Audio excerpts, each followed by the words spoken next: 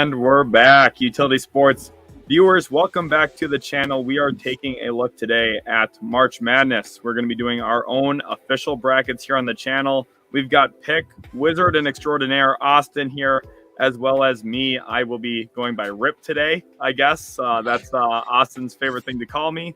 So that's what we're going to be going with here today on the channel. We're going to be talking about March Madness, our own picks and predictions, and we're going to kind of talk about each individual game a little bit, but also just kind of grand picture of how everything's going to look. Austin, how excited are you for March Madness? Yeah, it's a big time of the year. A lot's going to happen. Obviously, these brackets it's going to get crazy. There's going to be a ton of upsets this year. I can just feel it. But it's always tough to pick those upsets, though. That's the million-dollar question is what are going to be the big upsets? And there's a lot to cover. There's a lot of teams that we got to go over. So this should be a good one. Yes, there is a ton of teams. And to take a quick look at the bracket here, we're going to start in the Western region. These are the 16 teams here. You can see round one, we got Gonzaga versus Georgia State. Boise State versus Memphis. That's going to be a good game. Connecticut versus New Mexico State. Arkansas, Vermont. Alabama versus either Rutgers or Notre Dame. Texas Tech and Montana State. Michigan State, Davidson. And then also Duke and CSU Fullerton. So we're going to jump into that here. We're each going to individually work on our brackets, and we'll probably talk throughout about which teams we're picking and why. But we'll also give you a grand look after we get through the round of 64 with the Western region. So let's get started on that, Austin. I think the 116 game is going to be a hard one for both of us, right?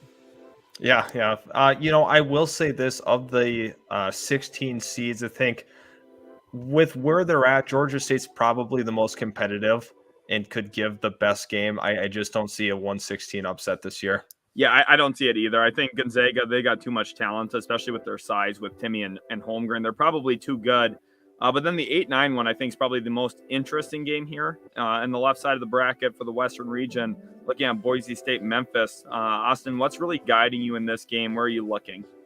Yeah, so I think if we can share it for the people so they can kind of see as we're going through, we're going to each individually be making our picks here.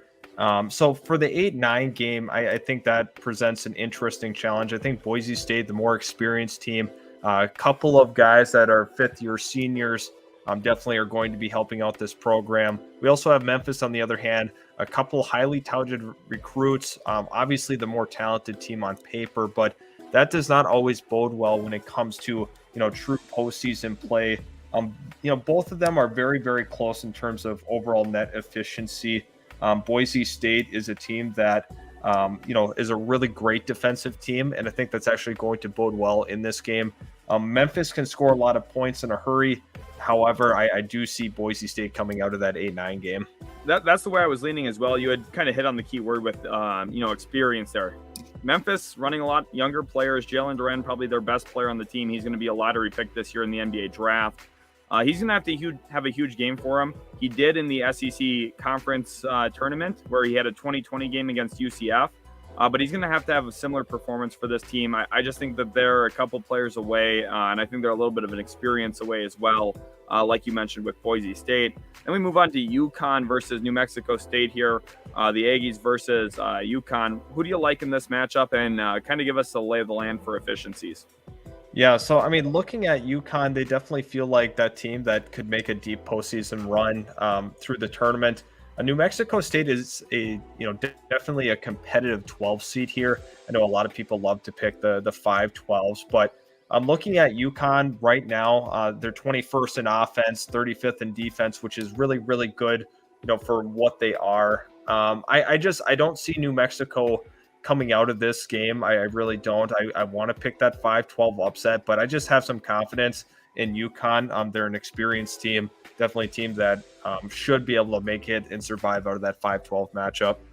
A quick note about those 5-12 matchups. Obviously, those are some of the fan favorites to pick for upsets. 67% of the time when it's a team either from the Big East, Big Ten, SEC, ACC, or Pac-12, if they're going up against a team from out of those conferences, they win 67% of the time. Also, if it's a team from one of those Big Five against another Big Five conference team, 67% of the time, the top seed wins. So it really becomes more questionable when you have one team who's a 5 seed from neither of those conferences versus a 12 seed who's from one of those conferences. For Arkansas, Vermont, I think this is the obvious one here. I think Arkansas is just quite frankly a better team. They played really competitive this year against a lot of really good competition. They played upset at certain points of the year. Of course, their win over Auburn was huge for them as well. I think Arkansas, the Razorbacks, pretty good team here. Austin, anything else to add about them? Yeah, really, I think Arkansas is a terrific team. Definitely feel like they're going to come out of this one. Vermont, very competitive this year. I just don't think they have enough firepower and overall talent to overcome that.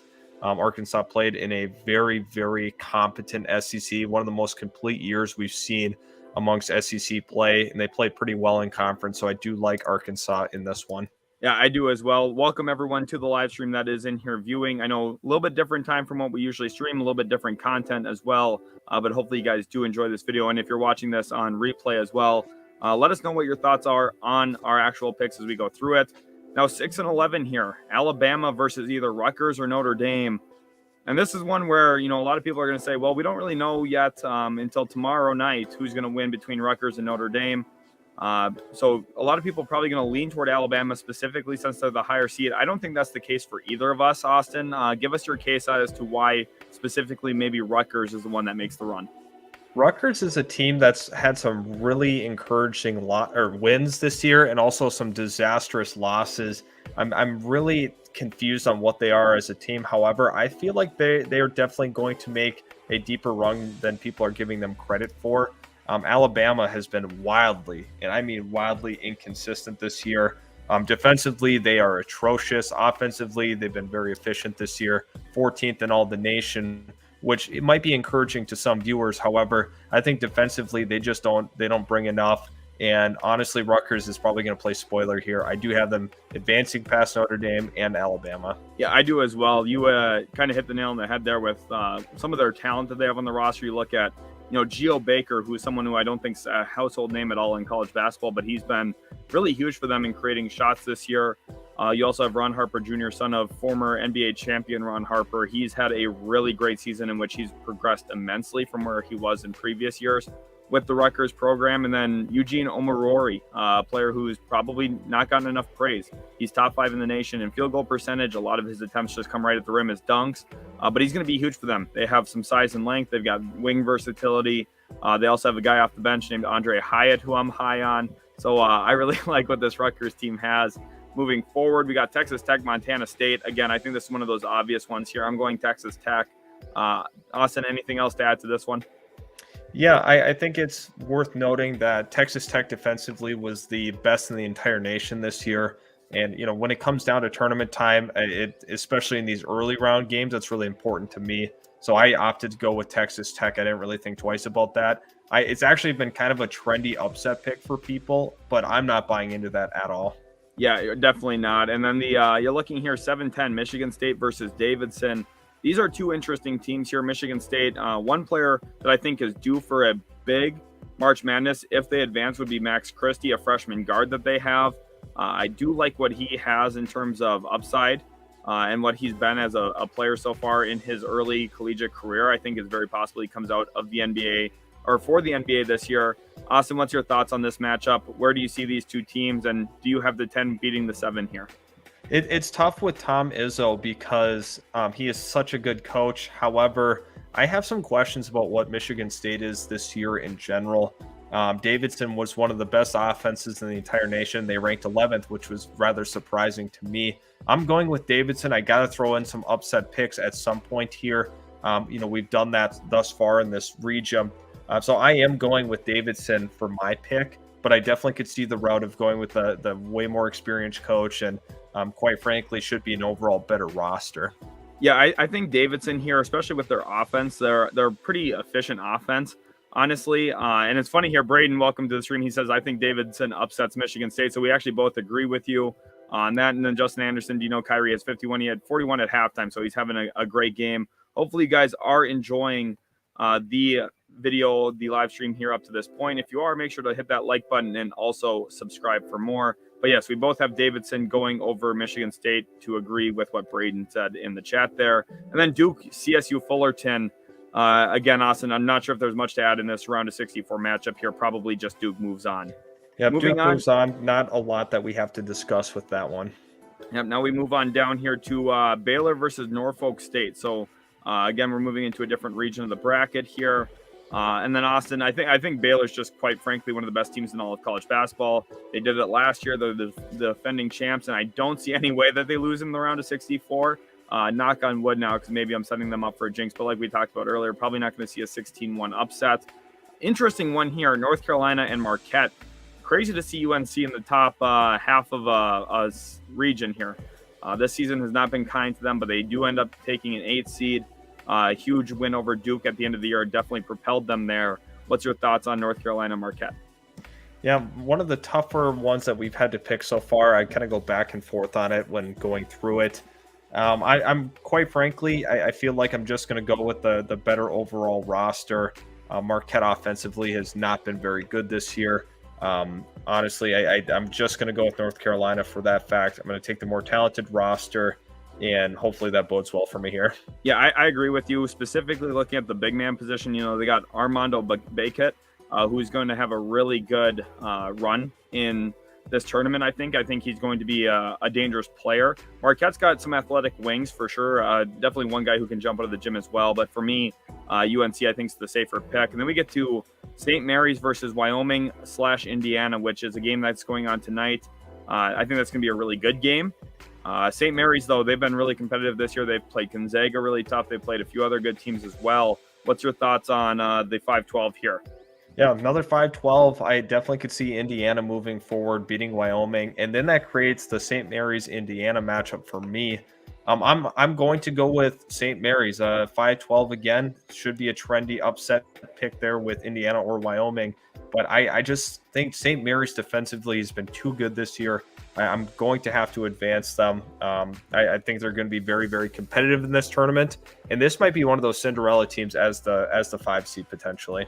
Yeah, they've been really good. One thing I'm going to say is if Indiana does beat Wyoming tonight and gets into this spot, I think Trace Jackson-Davis is potentially going to have a huge game against St. Mary's, and he gives Indiana a chance in that one. But I as well just opt for St. Mary's. I think they're slightly better all around. I think they've got a little bit more talent and a little bit better offensive system that's going to lend itself to some success during March Madness. And then we move into UCLA Akron here, excuse me. You see UCLA, a team that was Final Four team last year. They fall down to the 4 seed because of some bad losses down the stretch of the season. They have a tough schedule, though, in the Pac-12. There's USC in there. You also have to deal with Arizona, who claimed a 1 seed itself. It's a pretty good conference when it comes to college basketball. So for me, I think UCLA probably wins this one easily over the Zips. Austin, do you see any disagreement with that? Yeah, it's tough for me for UCLA Akron. Akron does not present much of a punch offensively or defensively. Honestly, I think this is one of the weaker teams, despite them being that 13 seed. I don't love Akron in this one at all. Got to move forward with UCLA. 6-11 here, Texas Longhorns versus the Virginia Tech Hokies. And this is an interesting matchup because Virginia Tech, they've played spoiler in the past. They're an interesting squad. But Texas, a team that started the AP Top 25 poll at the beginning of the year preseason, top 5, finds themselves not even a top 5 seed in their own region, sitting at 6. For me and you, I think we're both going to agree here that it's going to be Texas simply because of the talent on this roster. Chris Beard came in, inherited a lot of good players, but also brought in some through the transfer portal, specifically looking at Marcus Carr, Devin Askew in the backcourt. Those two guys, I think, are probably the best players that Virginia Tech would have. So this roster, probably enough to carry it through the round of 64, if I had to guess. Austin, what's your thoughts on them? Yeah, it's really tough. It's definitely a tough matchup. Virginia Tech, obviously coming out of that ACC as champions. But, yeah, I mean, when you look at what Chris Beard's been able to do in tourney play, especially you think back to that run with Jarrett Culver a couple of years ago at Texas Tech, I do like Texas in this one barely. Virginia Tech presents an interesting 11-6 upset, though. Yeah, it definitely does. And then moving on to the 3-4 team, we got Purdue versus Yale. So Yale gets the bid into the bracket here as the 14 seed. And I think this is maybe an open and shut case here. I know you do have a little bit of concerns about Purdue, specifically their defense, which you could talk to, where they rank efficiency-wise. But I love Purdue's talent. I'm really high on them this year. Austin, give us your thoughts. Yeah, they're a top three scoring offense in the entire nation. Defensively, they are the 100th best defense. So that is not good when it gets maybe deeper into this postseason. But as we talk about a lot with Jaden Ivey, a guard that's simply able to carry his team, Honestly, that should not be an issue in this first round. Could be an issue potentially later on. Yeah, that'll be something to watch for as well. I think Purdue's an interesting team to match up, and I'm excited as we get further into our brackets here to talk about exactly where we see him going. Murray State, San Francisco, another interesting collection of teams here. San Francisco's played Gonzaga pretty tough in a few games. They've also played St. Mary's fairly tough. And then Murray State's really emerged this year. Of course, John Morant, the most notable player to have played at Murray State, but this program's really benefited from his presence at the program. We saw them up in the AP Top 25 quite a bit this year. Austin, break down this matchup. Who are you going with? Yeah, once again, this is an even matchup for being a 7-10. Almost a coin flip for me. San Francisco has been terrific this year. They rank around the same in terms of offensive efficiency. San Fran's a top 20 defense in the entire nation. Part of that is strength of schedule, obviously, and the same can be true for Murray State. But I think that Murray State has a good enough starting five and a terrific six-man to advance them past San Fran. I see that as well. And then Kentucky, St. Peter's, probably not going to talk too much about this. Ty Washington, Oscar Sheboy, those two are going to have a field day against St. Peter's. They just don't have anyone physically to match up with Sheboy on the boards. And then offensively, I just don't know if they have enough talent to keep up with what Ty Washington's going to do to them in the half court. So that was the East region. Let's move over to the Midwest region, so the bottom right part of the bracket here. We could even work our way up on this one if we want to start Auburn, Jacksonville State, because I know Auburn's a team that not only you and I are excited about, but probably all of our viewers as well, Austin. Let's talk about Auburn this season a little bit. Where did they rank efficiency-wise? And then also give me your thoughts on this matchup. Yeah, Auburn's a fun team. This SEC got a lot better over this past year. They've been continuing to progress year in, year out. However, they really took the big jump this year, Auburn being one of the more surprising teams. 24th in offense, 8th in defense. They ascended into that number 2 seed. So they're going to be kind of scary moving forward. People are actually generally lower on them because they're not a mainstay college basketball powerhouse. Therefore, people aren't giving that same vote of confidence that you would to, say, a Kentucky or Duke. However, this Auburn team's for real. They are. I really like this team. I mean, they've got a collection of guards. They bring Wendell Green Jr. off the bench a lot. Alan Flanagan's good. Walker Kessler's the best shot blocker in all of basketball right now in college. And then you have Jabari Smith, who's arguably the best player in college basketball. On any given night, he could go off for 20 to 25 points. So this team, there's a ton of talent here. I like Jalen Williams as well on the wing.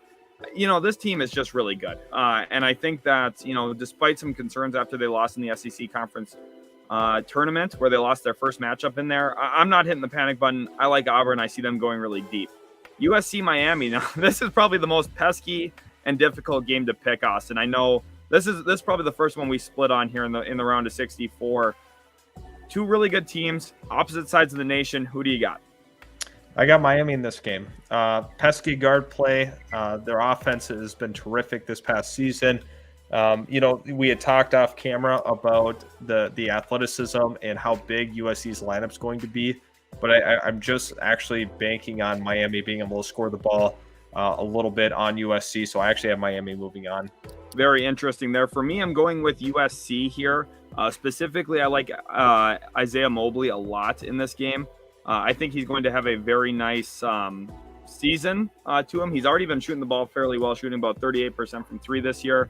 Now, the one thing about Miami that scares me here is their guard, Charlie Moore. He had like 8 steals against Duke earlier this year. So they've played well against good competition. They actually upset Duke earlier this season. So Miami's good. I'm opting for USC, so we do have our first little bit of a difference between our brackets. But like I said, this is probably the closest matchup through all of the round of 64. So to have a difference of opinion here makes total sense.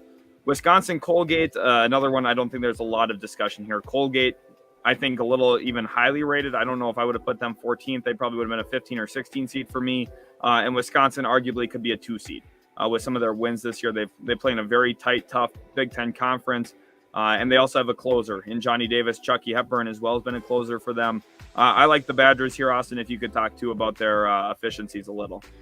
Yeah, Wisconsin, not as great as you'd think efficiency-wise, 49th in offense, 38 in defense. You definitely would think that'd be higher. However, their strength of schedule is pretty good this year. Like you had spoke to already, how deep the Big Ten has been, how competitive they were in that. And you talk about having closers at this point in time is really, really crucial. Wisconsin, like you had mentioned, has got 2 of them.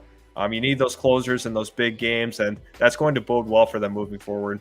Yeah, I think when you have someone like Johnny Davis specifically, I mean, he's the one who gets all the credit, and it's really well deserved. He's a great player. He's going to be the guy who takes them home. Close games, 2-point game with 30 seconds left, who do you go to? Wisconsin doesn't have any questions about that. And I think they got enough playmakers and defenders around him that they're going to be a tough out in the tourney. Kevin Gomez, welcome to the stream. I know you're asking about Purdue. We're going to get back around to him. We do have them winning in round of 64. Then LSU versus Iowa State, another interesting matchup. LSU started the year so great, and since then it's kind of been a little questionable. Interesting that they got a 6 seed here. Will Wade's out as head coach. And then Iowa State kind of ranked a little low here, 11 seed. Isaiah Brockington probably having an All-American type season. Could see him slipping onto the 3rd team there. Austin, break down this matchup. You're a big-time LSU fan, so let our viewers know what you think. Yeah, I mean, this team is not able to score the ball, plain and simple. But when you actually look at what Iowa State has done, they have like the 150th ranked offense, which is actually somehow worse than LSU's by a sizable margin. Both are, I believe, top 10 in defense, therefore making this just a complete defensive game. LSU's 5th in defense. I think Iowa State was 10th. So I'm actually surprisingly going to go with LSU in this one. Hopefully it's not going to be too much chaos with Will Wade out. However, maybe that sparks a run potentially. That might be a motivating factor for them. LSU moves on for me in a shocker here. Yeah, the one thing I know here is LSU probably didn't get worse from an X's and O standpoint, at least offensively. There's probably a little bit more creativity now in those huddles. But the one thing I'll say is they got worse at recruiting, so there's probably going to be less money and some other illegal things being done during the recruiting process. I'm going with Iowa State. I like Isaiah Brockington. I think that he's going to be the best player on the floor in this game. And I think ultimately Iowa State wins because of that. But again, another close matchup here. And I think both teams, I think LSU probably ranked a little high. Iowa State ranked a little low. I think this could have been an 8-9 game, honestly. And it's funny we got it as a 6-11 instead. Providence, South Dakota State here. This one's an easy one for me. I'm going Providence. They play in a tough Big East. They play against a bunch of good teams all year long. They're proven and they're talented. So I like what Providence has. Austin, talk about this matchup as well. Where do you see some of these teams in terms of efficiency and where they rank? Yeah, I think Providence probably comes out with this game. They're not as great efficiency as you would expect. Overall, offensively, they're terrific, 31st, but defensively, they're 79th. Does not bode super well for them, but I don't have that much confidence in the actual talent that South Dakota State has. I think they've won, I believe, is it 21 straight games. So they're as hot as they come entering the tournament. However, I think that Providence should be able to come out with this one, like you had mentioned, playing in that Big East. Give me Providence here. Yeah, the Friars. It's just one of those things where when they're a little bit more tested, you just have a little bit more confidence in them at this stage. And I think the same can go here for Iowa versus Richmond. I just don't see the Spiders having a way of keeping up with the Hawkeyes here.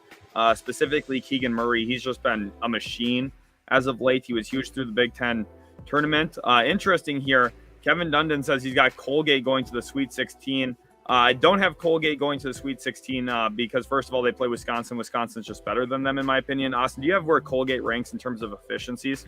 Yeah, I can take a look real quick for our viewers here. They rank 119th in the nation in efficiency.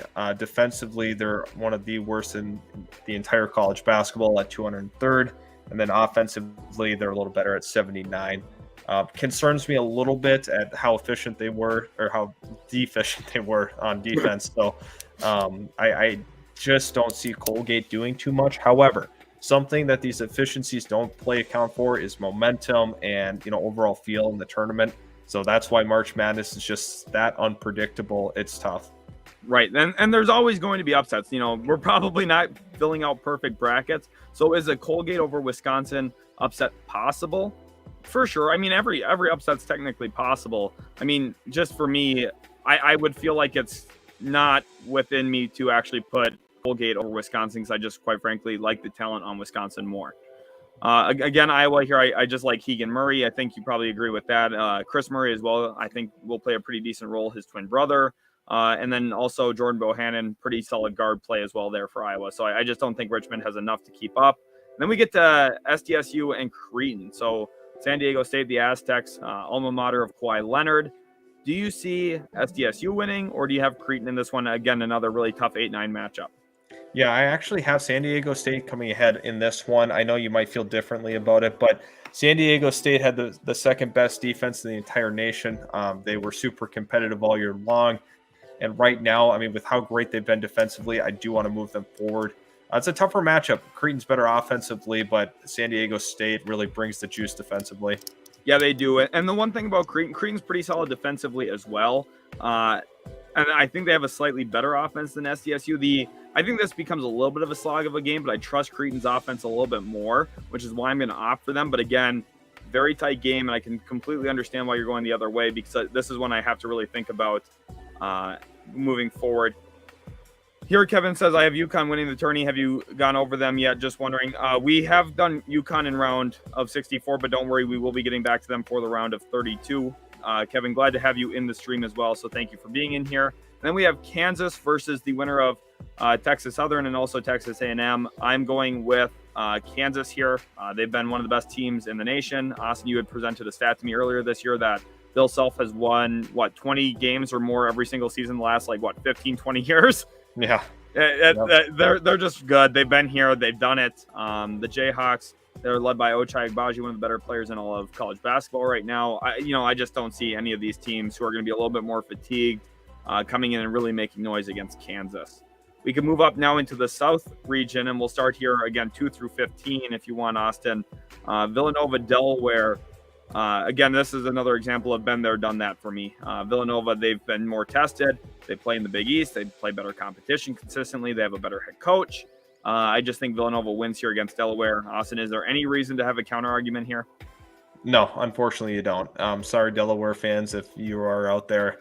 I don't see that being the 215 upset. Villanova offensively is just too good. Delaware is just one of those teams that's thrown in there. I don't have the utmost confidence in that one. Hopefully, Delaware fans will find this later if they do make the upset and they can meme me about it. Yeah, I hope I get memed as well for something like this if Delaware pulls it off. And some of you might be wondering, well, saying, oh, there's going to be more upsets than this. Potentially, but the issue is if you go out and pick a ton of upsets and you happen to pick the wrong ones, that really gives you a terrible bracket where you pretty much have every pick wrong. So you still have to just really realistically think about what products on the floor, who's more tested, who's been better just throughout the season. And quite frankly, that's Villanova. Ohio State, Loyola Chicago. Now, this is where things get tough and interesting. Ohio State has the best player here in E.J. Liddell, one of the best players in all of college basketball. He's averaging around 3 blocks a game, has really enhanced his game offensively, can step up to the three-point line, can handle it a bit, pretty much does everything for Ohio State. And then Loyola Chicago, the MO for them and why they've been so successful historically in March Madness is the way they move the ball, their offensive sets. They trust each other. They play within the offense. They play through motion. This is going to be a fight, and this is going to be a tough one battle here between these two teams. Who do you have, Austin, and why? I have Loyola Chicago advancing. Ohio State offensively is definitely better than Chicago. They have better recruits. They have a better offense. However, Loyola Chicago just has this MO of, really upsetting teams. And Ohio State recently has had a little bit of issues choking. However, Loyola is probably actually the more popular pick. I'm guessing that more people are picking Loyola than not. So I'm actually going with Loyola on mine. Thank you, Braden, for your information here on Texas Southern. I knew that game was down to the wire here. Texas Southern did win. Again, I don't think it changes really who we think is going to win between Kansas and Texas Southern. And then Kevin here says, I have Ohio State just because people are picking Loyola due to past tourneys, but people forget they got a new head coach and is the youngest head coach in the nation. That is true. Their head coach did leave this past offseason. But again, for me, it's watching them. They play team-oriented basketball. A lot of the guys that were going to school there are still going to school there, and they play within each other. They trust each other. And I have Loyola Chicago as well, specifically because I don't know if Ohio State has an answer to a 2-3 zone. And if Loyola Chicago has watched any tape on Ohio State, they are going to go to that zone, and they're going to prove problematic for Ohio State. E.J. Liddell, that's really his one weakness right now. He doesn't know how to operate against the zone, and Ohio State doesn't have enough creators around him, in my opinion, to find success in that regard. So for that reason, I'm going Loyola as well. I know it's popular, but I'm going with it because of reasons that I think are actually, fairly realistic for the actual outcome of the game. Tennessee versus Longwood, Austin. Again, I just think Tennessee here. Don't overthink this one. Any counterpoints for that? No, I think with how great defensively Tennessee's been and watching them in that SEC tournament, they were absolutely suffocating to Texas A&M. I love the Tennessee pick here. It's going to get interesting once we get a little deeper into the bracket to kind of see where you have Tennessee fitting in. Yeah, I think they're going to be one to watch for sure. I think they're one of the weirdest teams. And let's move on here to the 6-11 Colorado State, Michigan. I know a lot of people like to pick upsets of Michigan, or upsets of 6-11, excuse me. Why would they consider Michigan? Where do they sit at in terms of efficiency? Because they've been one of the more frustrating teams for me to watch this year. I'm actually going to go ahead and pick Michigan here just because of some tournament experience. Obviously the last couple of years they've made deeper runs than anticipated. Offensively, they're a top 20 team in the nation. Defensively, they're brutal. I just don't know that Colorado State has an answer for Hunter Dickinson. And that's just tough for me because good center play in this NCAA tournament is sometimes really crucial. Obviously, you can take a team a long way with great center play. That's what Michigan can do. That's why I have the upset there. Colorado State's probably the more complete team. However, Michigan, I just feel can be that upset team. I was going to go with Colorado State here, but I feel like you're talking me into it a little bit because all the points you did bring up were right, especially Hunter Dickinson. I mean, even watching him last season, he was so dominant for them that it's hard to go against him. But I am taking Colorado State here just because there's been a lot of issues within Michigan, especially, the Juwan Howard drama. They just haven't had the season that they wanted. They struggled quite a bit in the Big Ten this year. I'm going to go with Colorado State, but you almost talked me into picking Michigan there, Austin. Illinois, Chattanooga. Again, I'm just going Illinois here. You talked about how important a big man is, and there's not quite of a bigger big man in college basketball physically than Kofi Cockburn, who's massive. He's a huge guy, and he's very talented around the block as well. So I think Illinois here probably rolls through Chattanooga. What is Chattanooga's efficiencies, Austin, if you have those? Yeah, if you want to speak a little more on what you've seen from Illinois while I check that out here. One of the big things, too, for Illinois is they played the beginning of the year without Andre Curbelo, who's their best wing, and they were still fairly successful, and they also, lost Ayo Dosunmu from last year. So the fact that they've been able to withstand all of those losses has been huge for them. And then they also had a game against Purdue earlier this year where Purdue was completely healthy. They got two competent big men in Zach Edey and also Travion Williams. Illinois played without Kofi Cockburn in that game. They did not have Kofi, and they went to overtime. Almost won that matchup. So the fact that they've got a pretty complete roster around him, I really like what they've got in general. Austin, do you have those efficiencies there on Chattanooga? Sorry to put you on the spot. Yeah. Chattanooga is 58th in offense, 95th in defense. So overall, just not a compelling case for me justifying a 4-13, especially with how dominant Kofi Cockburn is. Yeah, most definitely. And then moving on, Houston UAB. I think this is just one where you don't overthink it. I know 12-5s are popular. Why does Houston win this one, if you're in agreement with me? Yeah, Houston is just too good all around. They're a really balanced team. UAB is a fun, trendy pick. I've seen that a couple times. People like that pick. I just think Houston is too good of a team. Honestly, they're 10th in offense, 11th in defense. It almost doesn't get much better than that. When you look at the collective efficiency, they're 4th in the nation. I definitely understand people thinking UAB could potentially advance there. But to me, rationally in my head, and after seeing them, I don't think Houston is going to lose that one. Yeah, I think you kind of hit the nail on the head there with all those points. The Cougars are just really, really good. And when you consider, what they have on their team, Marcus Sasser is their lead guard. He's only played in 12 games this year, but he's, averaged 18 points a game in those. Then you also look at who else they have on their roster. A lot of guys have stepped up. They've got 6 guys averaging 10 plus a game this season. So I just think it's going to be tough for UAB to keep up with that. Then we move on to Seton Hall, TCU. This is another tough one. Austin, if you could get the efficiencies for those. I'm going with Seton Hall because of the way they move the basketball. I think the one thing for me, in my experience watching college hoops, specifically in March Madness, is the teams that move the ball well, specifically do pretty well come March. And I think Seton Hall, that's kind of imprinted into their DNA. A ton of the players there just play best when the ball is not sticking in their hands. So for me, I'm opting for Seton Hall here. TCU has a pretty good program, though. They produce some good players historically. So What's your thoughts there on Seton Hall TCU? What's the efficiency say? Yeah, I mean, they're very close in terms of overall efficiencies, ranking 35th and 38th in that regard. Very comparable offensively and defensively, so it's almost a coin flip. I think I'm going to go with TCU for variation's sake there. I definitely see what you're talking about, Seton Hall moving the ball, but little variation. I'd like to also include an upset in there once again, even though it's an 8-9. I think it's important to continue to sprinkle that in there, so I went TCU. Yeah, and I do think this is a close game again, too. I don't want to make it sound like this is unachievable for TCU either. Interesting here, Kevin and Jacob with a little disagreement between each other. Jacob saying Houston goes far, and Kevin kind of likes the idea of going UAB there just because of the conference that Houston plays, and that's definitely understandable. But think about college football as well. Cincinnati gave Alabama a pretty tight race, whereas Alabama blew out Georgia in the national title game. So maybe we see a little bit of a run from Houston in March Madness as well. And then Arizona here, I just think, quite frankly, beats whoever comes out as the 16th seed. Austin, any disagreement to that? No, not at all. Arizona's just so tough this year. All right, and then we'll give you a pick 'em here, Austin. Would you rather go in the West, South, East, or Midwest? Let's just continue to go in the route we had gone to begin with here. Great. So we will be in the Western region here. And of course, we both, I think, picked the whole round of 64 the same here for the West region. So we have Gonzaga versus Boise State. And this is interesting because Gonzaga's struggled against some solid teams, and Boise State projects to be a pretty solid team come March. They've got some experience. We talked about them earlier in the round of 64.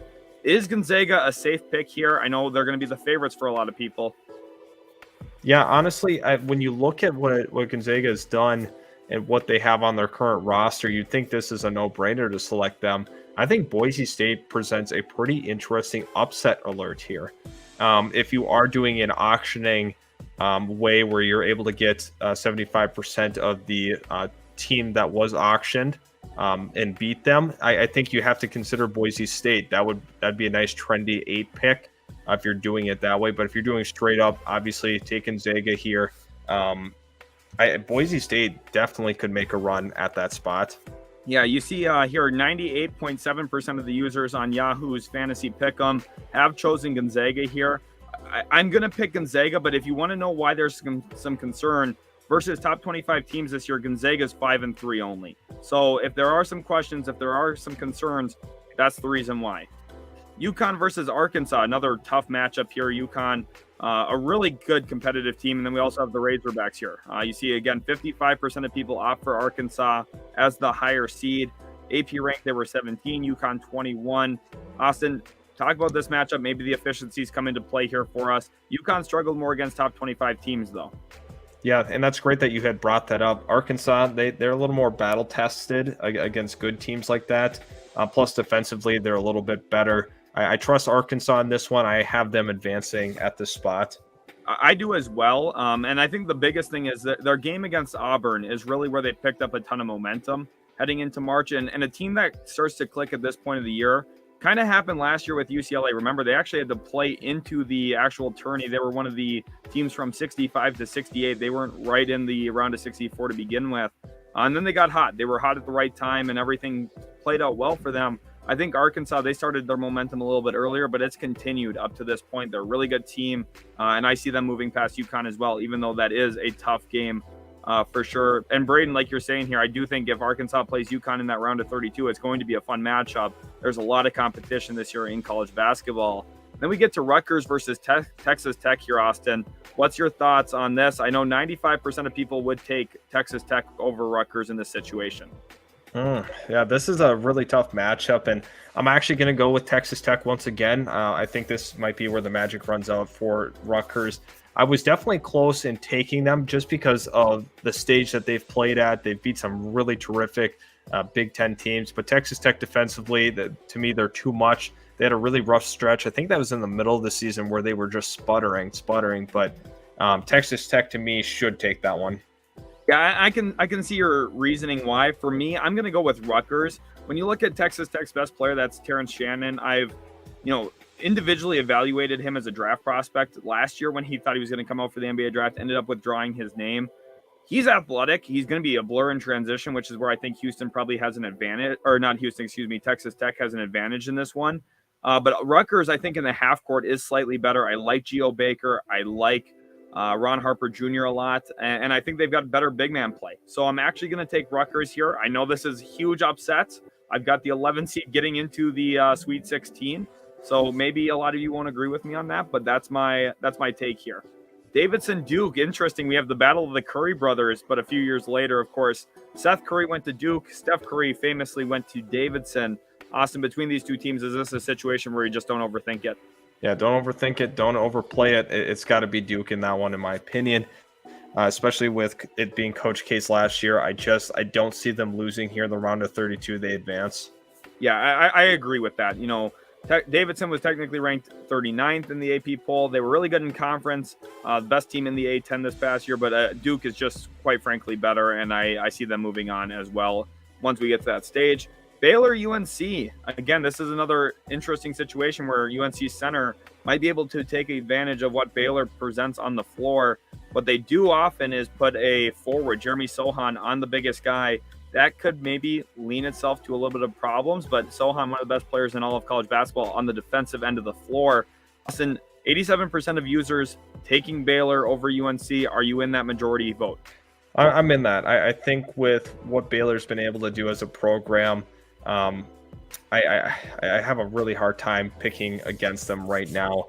I would like to do that upset overall, but I'm just not feeling it right now. I think Baylor's got to advance. One of the best offenses in the nation, one of the best defenses in the nation. It's tough to go against them here.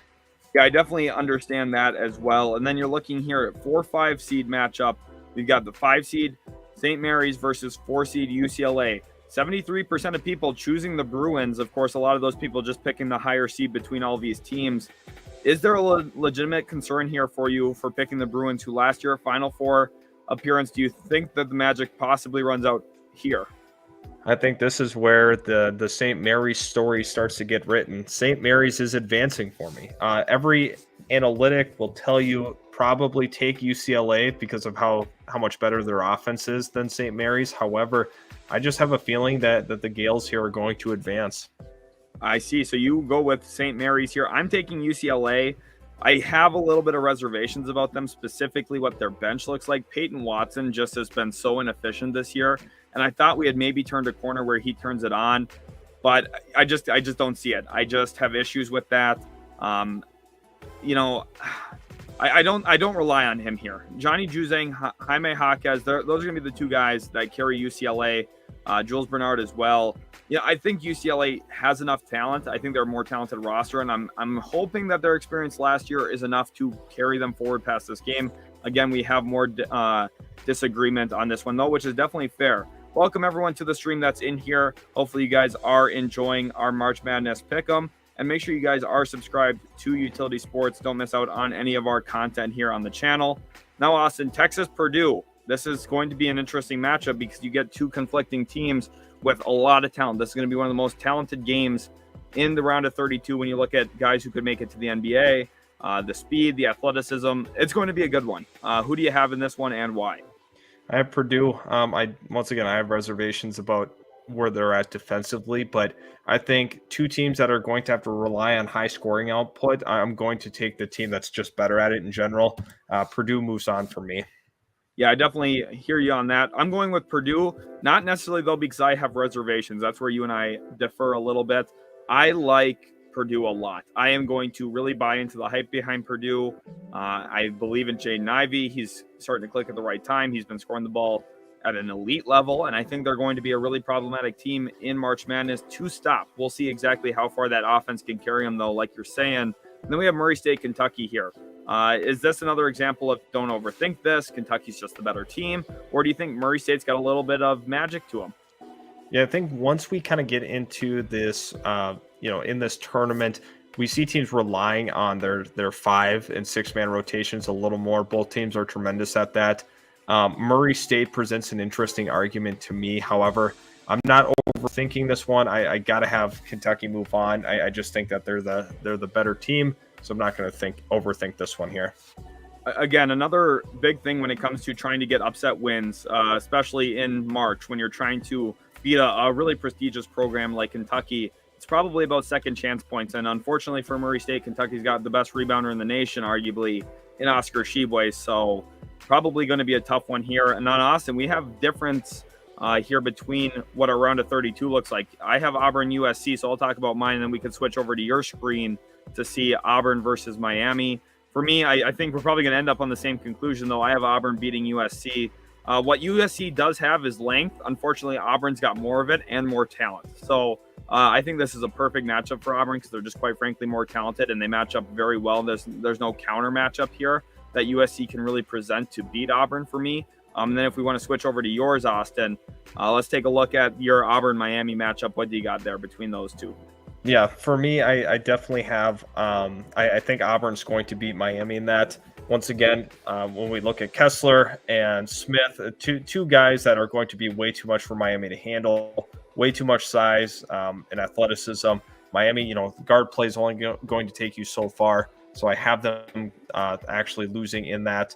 Nice round one win for them. However, Auburn is going to take care of business here in the round of 32.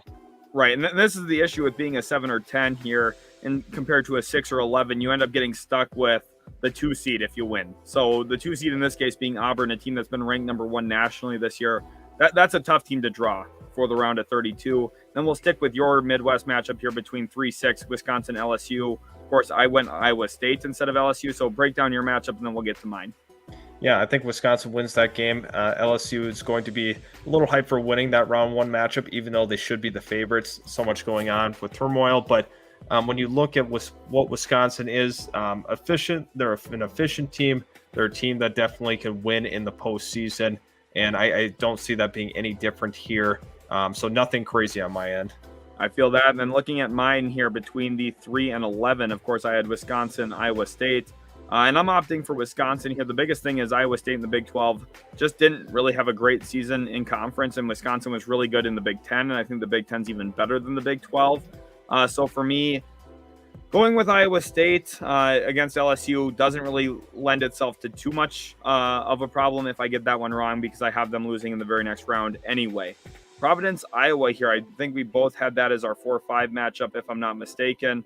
I think we both had them moving on. So then this is where you get to a really good matchup here. A really good Big 10 team in Iowa versus a really good team in the Big East in Providence. So, Austin, tell me, do you have the Friars or the Hawkeyes? Interestingly enough, 71% of users have picked the upset Iowa over the 4-seed Providence.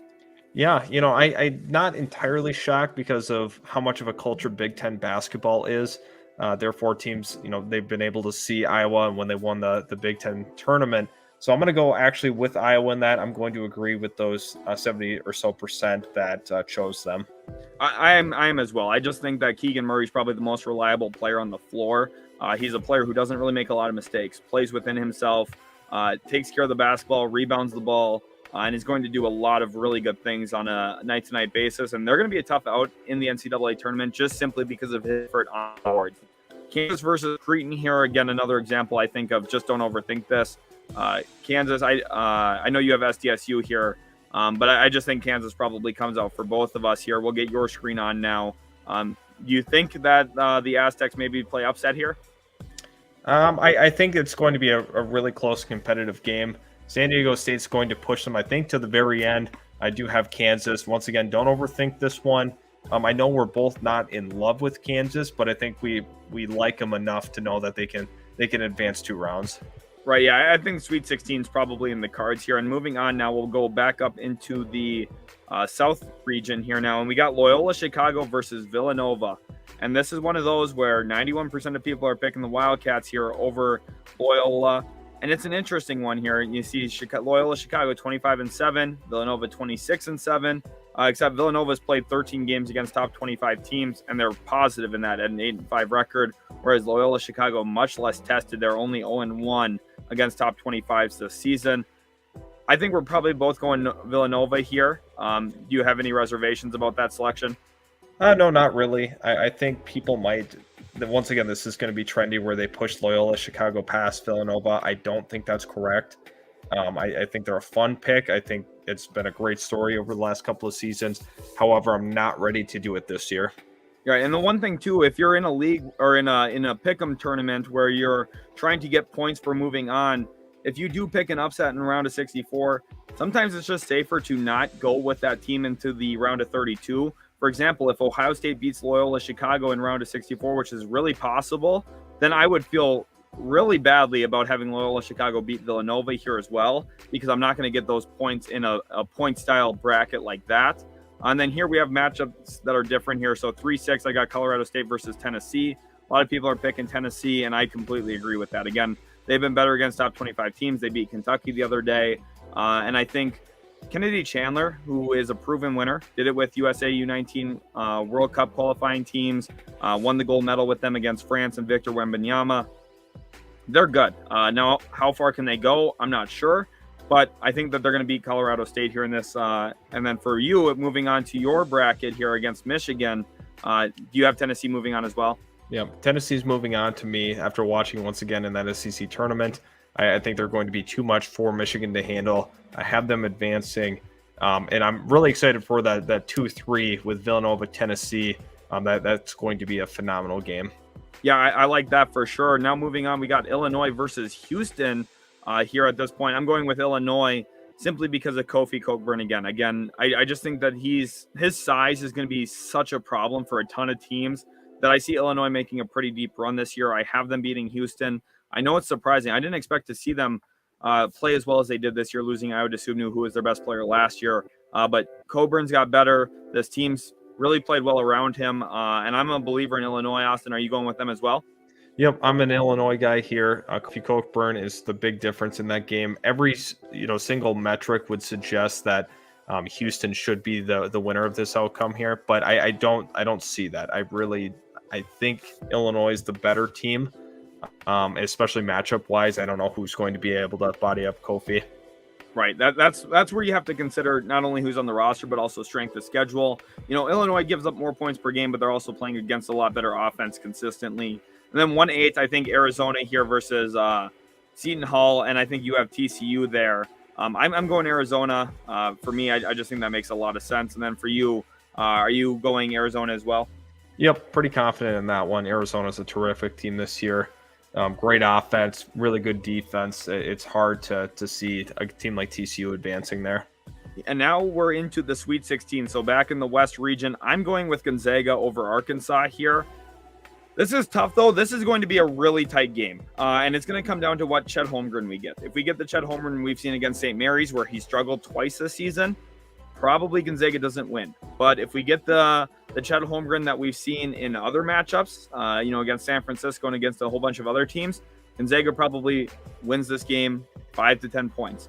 So, he's going to be the guy to watch. Another thing here, too, is Julian Strother, a sophomore wings, played a lot better as of late. Had a really nice performance for them a week ago. I like Gonzaga in this one narrowly. Austin, are you in agreement or disagreement there? I'm actually putting Arkansas past Gonzaga. I'm ready to move them on. Arkansas, I believe, matches up decently well with Gonzaga, and I think if I'm kind of relying on the not so good Chet Holmgren in this game. Hopefully the stage is too bright or something, because you're going to need a lot for Arkansas to win this game, but I think with how good they've been defensively, I actually have them advancing. Very interesting. And now we're to the point here. You went Texas Tech versus Duke. We'll get mine up on stream here first. I had Rutgers beating Texas Tech, and now I've got Rutgers versus Duke, and I'm really thinking about this one. I really seriously am. I know a lot of people are going to say, don't you dare pick Rutgers over Duke. Duke has struggled with a couple things this year, specifically pesky defensive teams and teams that have length. And Rutgers happens to be a lengthy, pesky defensive team. I don't think I can do it. I think I'm going to take Duke here. I'm just really thinking about Rutgers, though. I really seriously am. Austin, for your matchup here between Duke and Texas Tech, who do you got? I have Duke advancing. I think that Texas Tech offensively is not going to have enough firepower at that point. I know they're the number one defense in the entire nation, but I think when it comes down to it this deep in the tournament, I have some reservations offensively with Texas Tech, so I am opting to go with Duke. Once again, Coach K's last year, I think he's going to make a pretty deep run. Yeah, I think that's going to be a big storyline to follow as well, as how well do they perform for him. Now we're into the next region here, and we got Baylor versus UCLA, the 1-4 matchup here. And I think this is one of those points where you start to realize how scary UCLA as a 4 seed is, because Baylor has a tough matchup here. And this is not the same Baylor Bears team as of last year. They're relying more on freshman players, specifically Kendall Brown, Jeremy Sohan. And I think that those two players are going to be huge for Baylor in this one. I am actually going to opt here, though, for UCLA. So I'm taking the Bruins here as an upset over Baylor, specifically because of the wing scoring presence of Johnny Juzang and Jaime Jaquez. Those two guys are liable to go off on any given night. And I think their experience last year is going to be huge against the Baylor Bears team that, quite frankly, lost their best defender last year in Davion Mitchell, and also lost their best offensive player from last year in Jared Butler. Austin, what's your thoughts in this matchup? Yeah, so for me, it's St. Mary's and Baylor. I'm going to have Baylor end up advancing here. I just think that they're going to be too much for St. Mary's. Obviously a really good run for St. Mary's, but I think that's kind of where it ends. Baylor, the better team, obviously very, very good offensively and defensively. They had lost their go-to scorers from last year, but I still think Baylor's program and overall system is good enough to ride it out another game. Healthy Baylor is really good. That's a good point here from Chingus. I agree with you that they are really good. The one concern I have is you get into March Madness, the game slows down a little bit differently. And what they had last year that pushed them over the top against UCLA, which is a very similar team this year to what they were last year, was that guard play. I don't know if they have the same level to it this year. What they have is more length and size, but I think they might be missing that half-court element a little bit. So I have my own concerns, but Austin has Baylor moving on against the Gales, and I definitely could see why as well for that one. Moving on to the next matchup here, we got Purdue versus Kentucky. I'm going with Purdue. I said I'm a big believer in it. They're going to struggle defensively here in this matchup, but I do think what they have is a little bit more size and length to throw at Kentucky than other teams have been able to do all season long. Austin, I'm feeling that you might have a difference of opinion here on this one. And this is finally where it ends. I like Purdue too, but I have Kentucky moving on. A much better defensive team, very comparable offensive team, and that's kind of just where it ends for me. I love Purdue. Definitely think they're a fun story to follow this year, but I do have Kentucky, so I actually have the 1-2 coming out of this region. Yeah, the one thing that scares me here with my Purdue pick specifically is when you look at Purdue, Zach Edey is their starting big. He's about 7'2", 7'3". He's huge. Are they going to put him on Oscar Tshiebwe right away? Because if they do, that becomes a little scary problematic for me because Tshiebwe is a little bit more mobile, a little bit more athletic, and I think could really punish him on the glass, and they'd also put him in the pick and roll game with Ty Washington. So if Purdue does that, I'd feel a little bit more hesitant about this. But I'm also concerned about how Kentucky tries to throw guys at Jaden Ivey in transition. He's going to run the floor hard, and I think they're going to get a ton of transition points, which will be interesting. Moving on to our next matchup here, of course, that is Auburn versus Wisconsin on this side of the bracket in the Midwest. Austin, who do you got and why? I like Auburn in this one. I think with how great they've been defensively this year, Walker Kessler is going to be a massive problem in the paint for Wisconsin. Johnny Davis is going to have to absolutely carry, but I just like with Jamari Smith, Walker Kessler, it's too much for Wisconsin, and I have Auburn advancing here. Yeah, I completely agree with you, and I think one thing that we're going to see from Johnny Davis is this is going to be the most he's been tested, specifically considering the fact that at any given moment in the game, if they really need to stop, Auburn can throw Jabari Smith at him and throw a 6'10" wing who has great length on him and see how he handles it. And with a great shot blocker behind him in Walker Kessler. So, to close that game out, I think Auburn's just slightly better, and I trust their defense a little bit more. Then we have Kansas, Iowa here. I think we both have that 1-5 matchup. Austin, who do you have here between Kansas and Iowa? According to the details here in this one, it looks like people are favoring Kansas 80% to 20% here. Throw me in the 20%. I'm taking Iowa, baby. Slap the Hawkeye, because I'm ready to ride the ship here with this Hawkeye team. Defensively, they were not great this year. They were like 77th in the nation. Offensively, they've really put on a show in the Big Ten tournament. Give me Iowa. It's funny. I'm taking Iowa as well here, actually. I thought I was going to be different from you. I just don't believe in Kansas, specifically when you look at some of their losses. They're one of the teams that's more prone to an off night, I think. with the way that they play basketball. You look at some of their losses throughout the year. They had a really bad one to Dayton early in the season in which they just got outperformed in the second half specifically. I think they're a little bit more liable to a loss like this. And Iowa's a team that comes out and consistently plays hard, so they're going to put themselves in the best position to win, even when they're less talented. Tennessee Villanova here now at 3-2. Austin, I believe we have the same matchups there again. Talk us through your 2-3 matchup here. Yeah, I think this is one of the best matchups in the entire tournament. You are having the offensive power in Villanova face off against the stout defense of Tennessee. Give me Tennessee in this one. I think they're going to pull off the upset here. Tennessee is such a terrific team. Generally, I don't like taking Tennessee in these tournaments, but this is a team oddly I feel confident in, so I am advancing them. Yeah, I'm taking Tennessee as well. It's going to come down to Kennedy Chandler's play again. They also have Vescovi, who's a pretty good experienced guard. So I think, Tennessee, I think part of the story here with them getting into the Elite Eight is not only that they're good, but I think they also got a pretty favorable track here. I mean, out of all the 2 seeds, I think Villanova is the least scary for me. So going with Tennessee here, I think it just comes down to partially they're good, but partially I think that they just match up well with these other teams. And then Arizona, Illinois. I really, really like Arizona specifically because I love Ben Mathurin. Austin, who do you got between these two? Wow. This is really tough for me because I love Illinois. I really do. Even without Dosunmu, Kofi Cockburn is the man, but I got to take Arizona in this one. Very tough game to pick. Very close to taking Illinois. It's interesting there. So you go with Arizona, and before the bracket came out, I felt like I would feel really confident about Arizona at least getting really deep, getting to the Elite Eight, and then arguably getting into the Final Four. Illinois just feels like a death sentence to them, though, for me.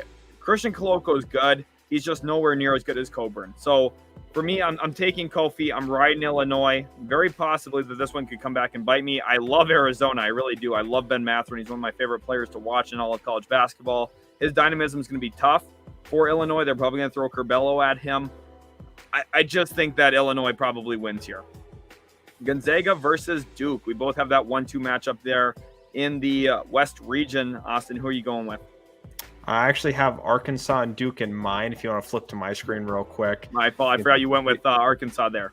Yeah, a lot of people will hopefully forget that in the future when that's wrong. I'm gonna write it out. Arkansas, major upset against Duke. I think Arkansas has the ability to make this deep postseason run. They can score the ball at an efficient clip, and they're a really, really good defensive team. So I have the 4 advancing all the way. This is a tough team to beat. They're a tough out. We've seen them tear apart some of the best defenses in the SEC in conference play. Give me Arkansas. They are very feisty. I'll give you that. And then for me, my matchup here, Gonzaga-Duke, it's a rematch of what we saw earlier this year, Austin. You and I watched this game together, and we saw Duke take it to Gonzaga. And unfortunately, I think it would be the same story here again. I think Duke, their physicality between Mark Williams and Paolo Banchero in the front court just matches up too well against Drew Timme and Chet Holmgren. I think that they all play Gonzaga here, and I think Duke and Banchero make a huge statement win here, getting to the Final Four. We'll go down to the next region here between UCLA, Purdue's the matchup I got, and I believe you have Baylor versus Purdue, if I'm correct, or Baylor versus against the 2 there against Kentucky. Who do you got there between Baylor and Kentucky? For me, I'm going to have Kentucky advance here. I think they're the more talented team. Obviously Calipari, terrific coach. It's really tough because considering Baylor's just been so consistent, so good under Scott Drew. I have Kentucky advancing here. Yeah, that's a real battle of styles there between those two teams, offense versus defense. And then mine here again, kind of an offense versus offense slugfest between UCLA and Purdue. For me, I'm going with Purdue. I think they're just the better team. Again, I really like Purdue. The fact that they can bring Travion Williams off the bench and he can be a playmaker hub for them, that's really tough to deal with for teams, especially like UCLA. I don't trust their big men as much as I trust what Purdue's got. And again, I think Sasha Stefanovic could be a real big time shot hitter for them too. I love Purdue. I think Purdue is going to make a lot of noise this year. And then we, surprisingly, despite having none of the same teams in the East region, we have the same teams here in Midwest of Iowa versus Auburn. Talk about this matchup again. Is this just a nightmare matchup for Iowa? Yeah, this is a matchup that kind of scares me if I'm Iowa. I just think defensively Auburn throws a little bit too much at you. And this is kind of where they're going to be the calming presence here, restore a little bit of what should be happening. Auburn advances, in my opinion. Scares me a little bit. I was riding that Hawkeye team, but Auburn does advance here. Yeah, I agree with you there. Auburn's just really good. They've got a phenomenal front court. They've got enough ancillary guards that they're going to be problematic. I have Auburn moving on to the Final Four as well.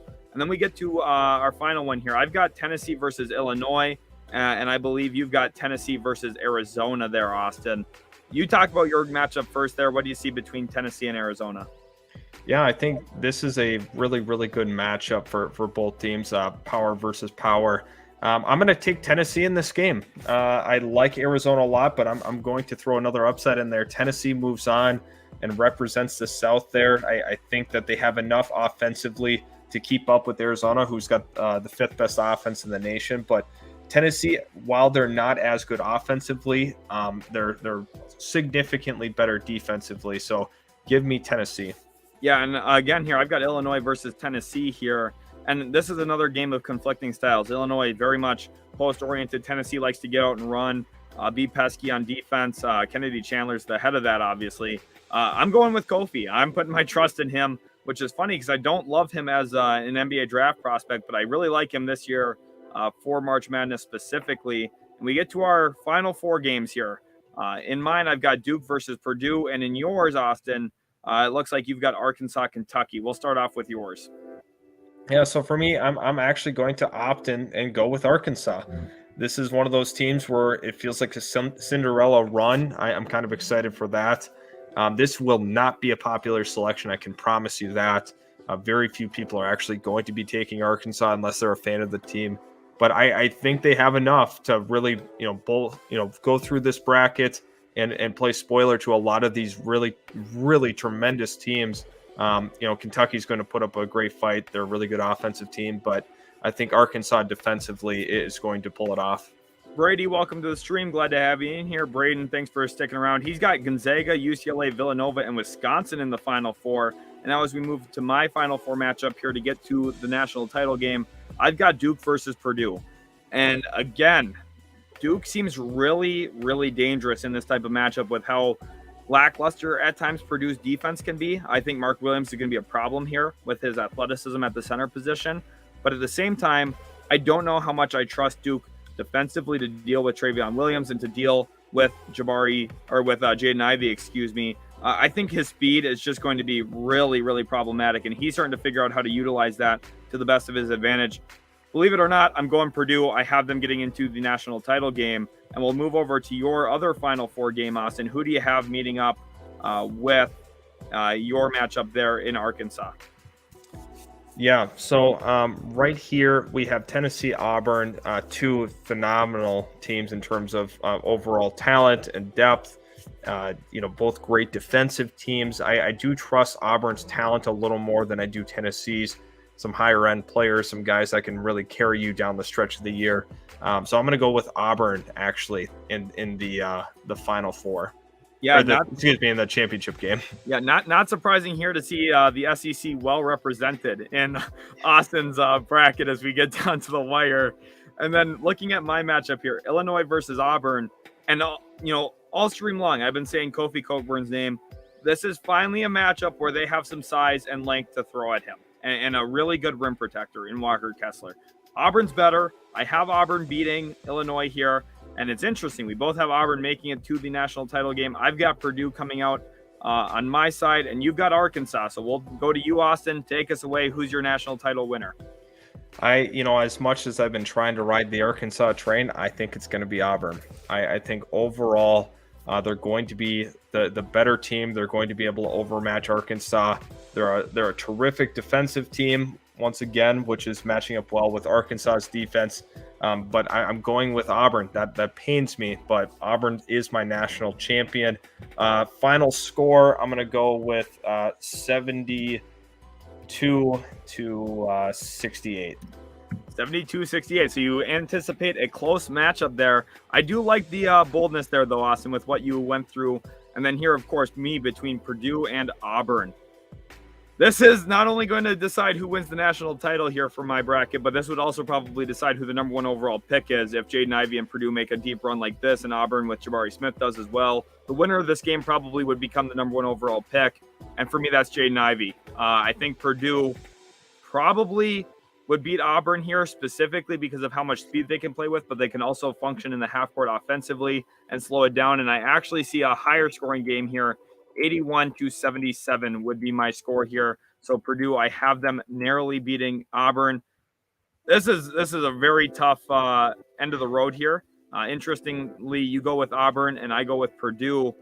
This was a lot of fun to do. Hopefully you guys did really enjoy today's live stream. If you did, make sure to leave a like and also subscribe to the channel. It was awesome having you all in here. Thanks so much for all your thoughts. Braden says Charles Barkley would go crazy if Auburn won the title, for sure. And then Braden says Jaden Ivey is a really fun player to watch. He is. Chingus gives us his final 4 here of Texas Tech, Arizona, Auburn, and VTech. Interesting. He's got the Hokies in there as well.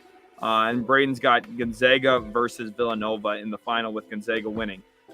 Definitely a ton of outcomes. Let us know your thoughts. If you're watching this as a replay, hopefully you guys did enjoy as well. Leave a like, subscribe if you're new, and catch us in the next Utility Sports video.